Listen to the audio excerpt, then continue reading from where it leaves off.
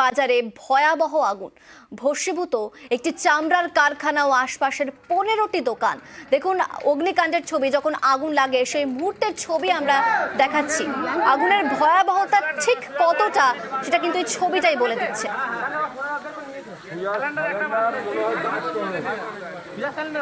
অর্পণ রয়েছে, অর্পণের সঙ্গে একটু কথা বলবো। অর্পণ, প্রাথমিকভাবে কি মনে করা হচ্ছে কিভাবে আগুন লাগলো? এটা তো বাজার এলাকা ছিল, আগুনটা কি ছড়িয়ে পড়েছিল?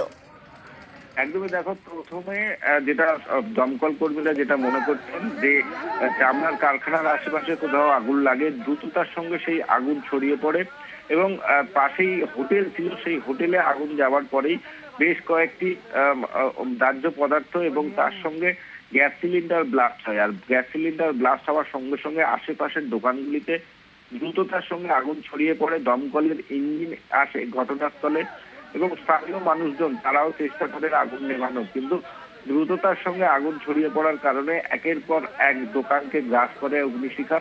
এরপরেই প্রায় ঘন্টা খানেকের চেষ্টা দমকল আসার পর তা এই আগুন নিয়ন্ত্রণে আনে। ভোর 3টে নাগাদ স্থানীয় মানুষজন এই আগুন লক্ষ্য করে, তারপরে দমকলের কর্মীদেরকে খবর দেওয়া হয়, দমকলের ইঞ্জিন আসে এবং তারা এসে প্রায় ঘন্টা খানেকের চেষ্টায় এই আগুন নিয়ন্ত্রণে আনতে সক্ষম হন। তবে এখনো পর্যন্ত ক্ষয়ক্ষতির পরিমাণ সঠিকভাবে জানানো যায়নি। তবে কয়েক লক্ষ টাকার সামগ্রী এবং ব্যবসায়ী জিনিসপত্র ক্ষতি হয়েছে। এর পাশাপাশি কিভাবে আগুন লাগলো তার তদন্ত শুরু করেছে দমকল এবং পুলিশ। বেশ, ধন্যবাদ অর্পণ।